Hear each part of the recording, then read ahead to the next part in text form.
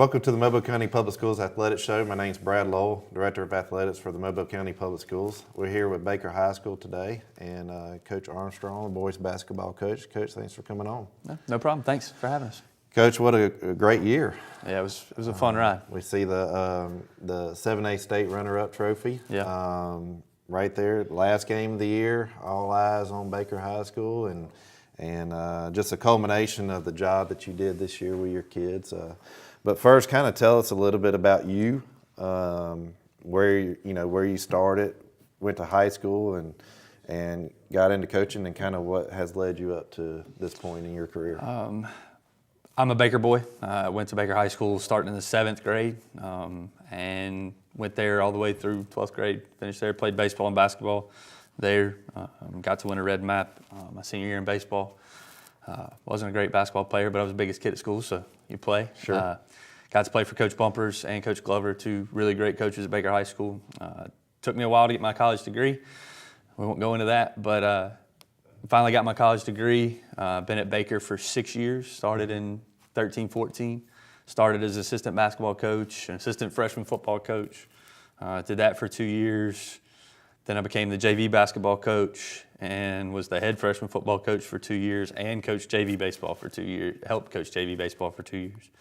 And then our last coach, Coach Deacon, decided to take an opportunity in college.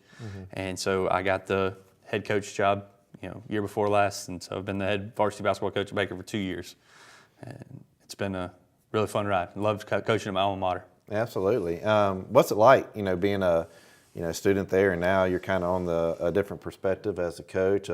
Is it in somewhere where it's just kind of it just feels like home, or how's that transition been? I don't know much different than Baker High School as far as the high school experience is concerned.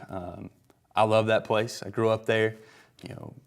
My brother went there. My wife taught there before I got to teach there.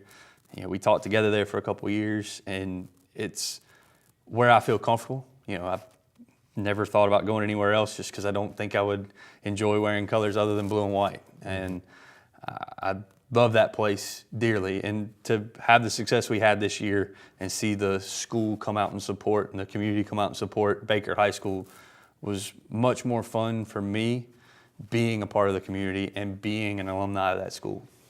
Well, when you look at Baker historically, Baker traditionally has always been a softball, baseball school throughout the state. Yeah.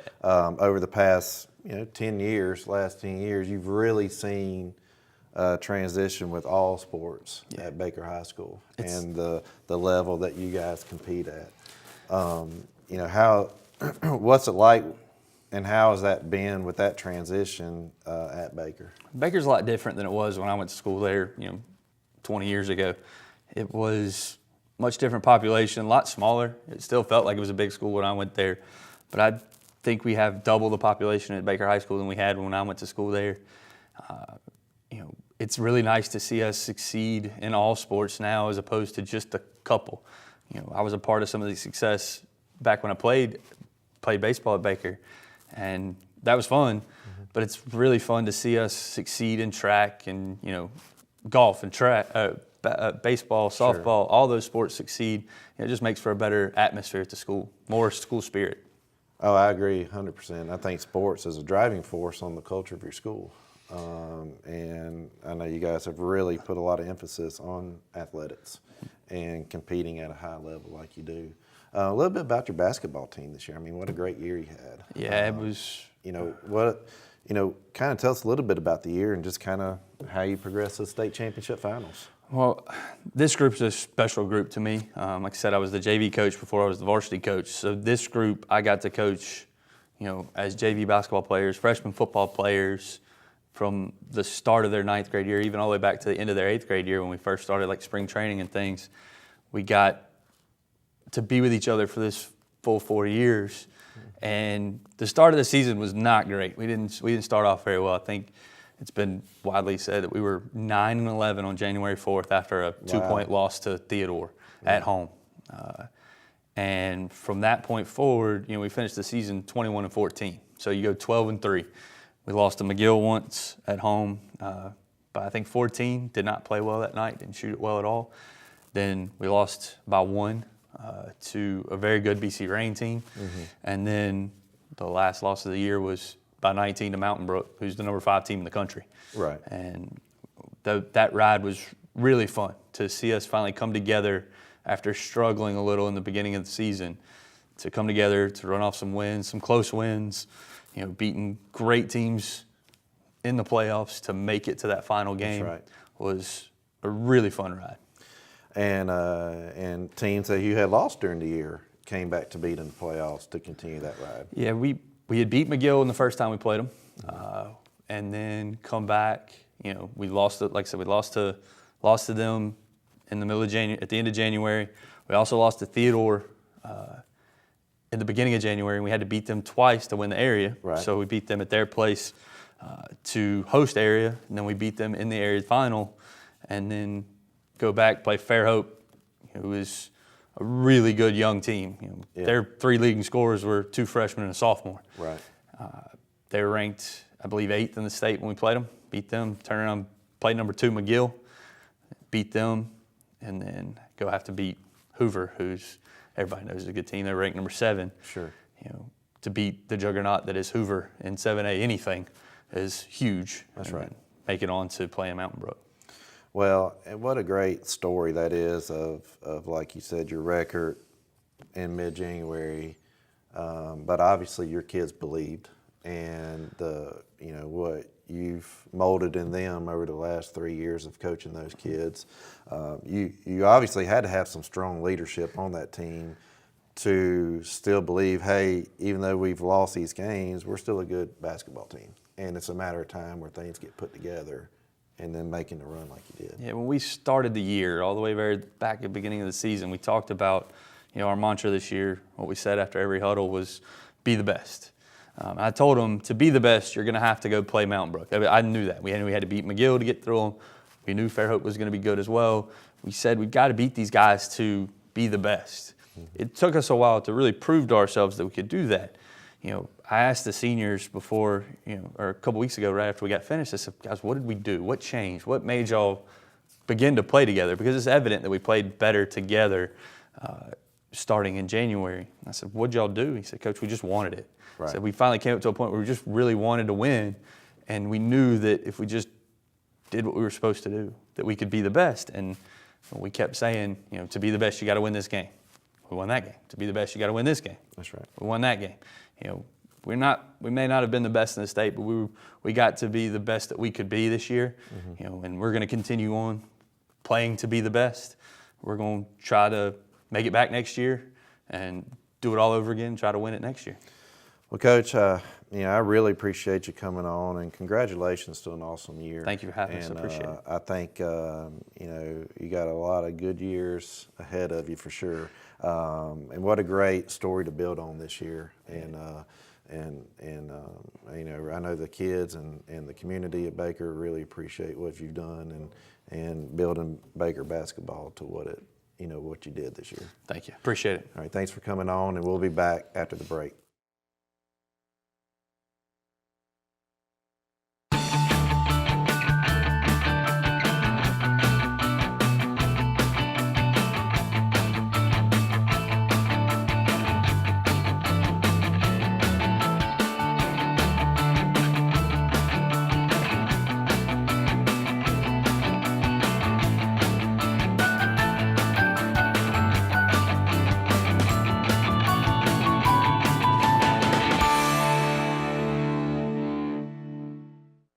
The more parents are involved in school, the more likely it is a child will succeed. Children with involved parents and attend school regularly make better grades and have better social skills. Every involved parent makes a difference. Get involved. Ask about your child's day. Explain how your education matters. Parent involvement, it matters. You can find more information on parent involvement at mcpss.com. I'm Mac McElroy, and I'm a junior here at Baker High School. My future plans after I graduate high school are to go to Auburn University and get a mechanical engineering degree. And taking the AP courses could help me get credits to decrease the amount of time I had to be in college.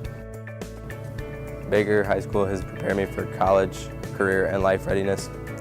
by allowing me to participate in these clubs and classes that I'm taking now. All right, welcome back to our show. We're here with Baker High School's girls track coach, Coach Dixon. Thanks for coming on. Thank you for having me.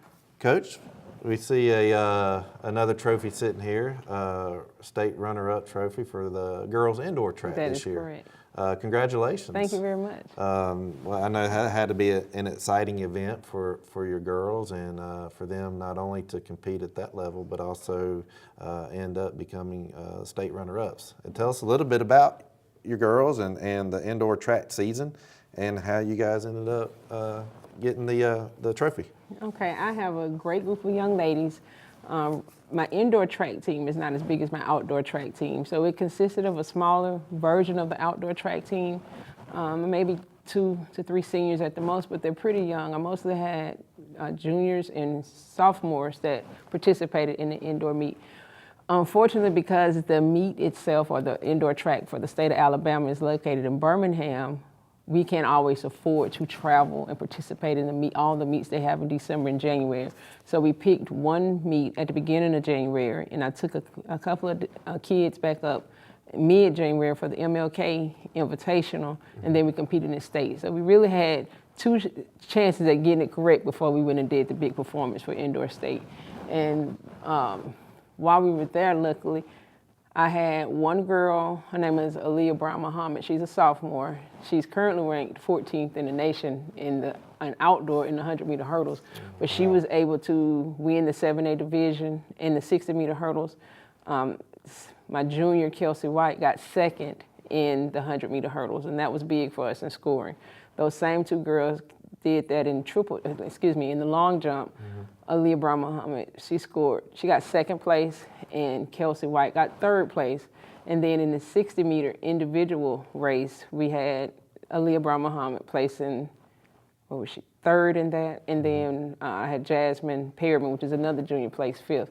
And then I had a high jumper, Kennedy Myrick. She placed third overall. She tied for 3rd. And my 4x2 relay, which consisted of the juniors I just named, plus my senior Megan Edwards, they placed 5th or 6th overall. And there was a combined score to make it come out with this trophy. Well, I mean, one thing I noticed there in your conversation is sophomores and juniors. Yes. That has to be even more exciting knowing, we came in 7A state runner-ups in indoor track, and all my kids are coming back. And all my kids are coming back. On the distance side, I have one particular junior that stands out, Leslie Baxter. This was her first time really stepping on the track. She's run cross country. She's played softball in previous years.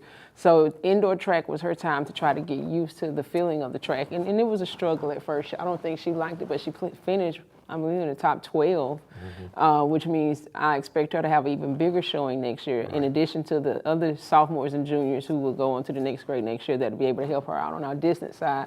So our goal next year is, I never go out and set out a goal to win a state championship. I go out to make sure all my girls have personal records, which we call PRs. So my goal would be to make sure all those girls get PRs and do even better than they did this year. And hopefully that will bring us home the blue map instead of the red one, but I'll take either one. We were talking about track earlier on one of the shows, and the conception of track, of going out just running, is such a mental sport, because you look at, for example, track athletes train, Olympic athletes, they'll train 4 years for a 10-second event. Exactly. Your entire training culminates to 10 seconds in that 100-meter or whatever that they're running. But, how do you teach track kids really to mentally prepare for what they're doing, because it's such an individualized sport, but yet it is, with the point system, obviously a team sport also. Well, it's a little bit different for my girls. Guys, they have a better avenue of competing through other sports like football and basketball, which girls can do volleyball and basketball, but you typically don't see them come over to track and be as successful because of the amount of training it requires. On the sprint side, it's such a power event that we have to get started early. Luckily, on the distance side, those kids have already been running cross country, so they're getting prepared. So what I do is I go ahead and we run indoor. Not many schools from Mobile do indoor. Right. So in order to keep them focused and be ready for the outdoor season, I kind of have to do indoor. And we usually start training mid-October. We do off-season training starting mid-October. And then once the season starts, or when we can start training in November and we start adding those field events in, we try to have little personal competitions with each other.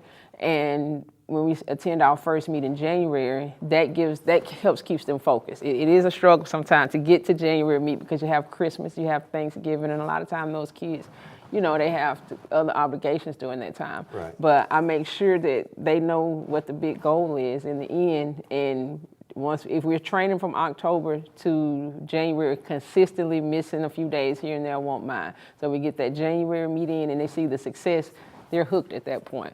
So really, you just really have to get them started early. You have to do a lot of team bonding exercises to make sure that they don't try to kill each other before January. Sure. But in the end, they come together as a family and it comes together so good. And you can see that on the track. And obviously, I mean, hopefully this trophy here sets the tone for your outdoor. And it should set the tone. I probably would have done better if I could have competed 3 athletes because, especially on that hurdle side, currently we have the top 3 hurdlers in the state. Aaliyah Brown Muhammad, I mentioned before, is number 1. Kelsey White is currently ranked number 2, and this is in 7A. And I also have a hurdler, Megan Edwards. She's a senior. She's number 7 in the state. That will help us set the tone for the other events. That's going to be scoring big for us. This win here gave the kids enough confidence to know that, hey, we can actually make a shot for the outdoor. And again, in this area, track hasn't been talked that big. And now you're starting to hear the conversation more. So I'm very excited that my girls were able to do that and bring that back to Mobile because now it's more eyes on our track program, not just at Baker. It is now, they're trying to see what other schools have to offer because we do have to compete against schools here. So if the competition here is preparing us for there, we're trying to let the rest of the state know that don't close your eyes on Mobile, Alabama. That's right. And that has culminated to Friday's meet, which is a huge meet you guys have taken on and bringing in the middle school kids and letting them experience running at the University of South Alabama, plus all the high schools that are coming in and bringing more attention to the local area with track. Exactly. We will be hosting the Hornet Invitational. Hopefully this is something that we'll be able to continue each year. This is the first year we're doing this. And on Friday, we will be hosting the public schools here in Mobile County, the middle school public schools, and some of the private schools. We even have a team from Georgia coming and one from Pensacola to participate. Awesome. So right now there's 23 middle schools. The big advantage of that is trying to get the younger athletes more interested in track because that's really what makes your program good. The more you have those kids connected through a program at an early age, the better they're going to do at the varsity level. So we want to give them a chance to see what it looks like to be on the big show. And Saturday, they can come back and watch most of the high schools run at that time. And we have 25 schools coming in. We're looking at 1,300 athletes participating, so this will be one of the biggest meets on the Gulf Coast in a while. And we're excited to host this meet. Coach Agnew, Coach Young, Coach Young is the head boys coach, Coach Agnew, our athletic director, and also the distance coach. He's going to be the meet director. We've all worked so hard to make sure that we give the kids something that they will be looking forward to attend for the next few years. Well, Coach, I'm looking forward to being there Friday. Thank you very much. Congratulations on your indoor track girls season thank you. And state runner-up. I know it was exciting and looking forward to more in the future. Thank you very much. Thanks for coming on. Thank you for having me. I appreciate it and good luck. Thank you. All right, we'll be back after the break.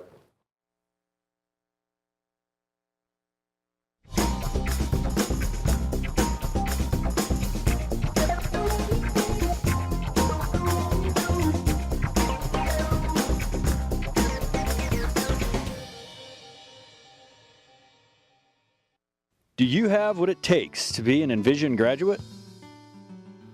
We are pioneering students to be all they can be, from 6th grade all the way to 12th grade. I definitely would recommend Envision to other students who feel the way I feel.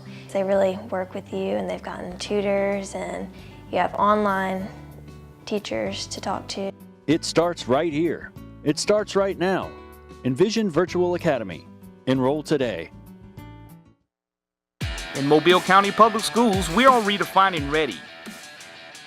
We are graduating college ready. career ready, and life ready. We are more than just a test score. We are earning college credit while in high school.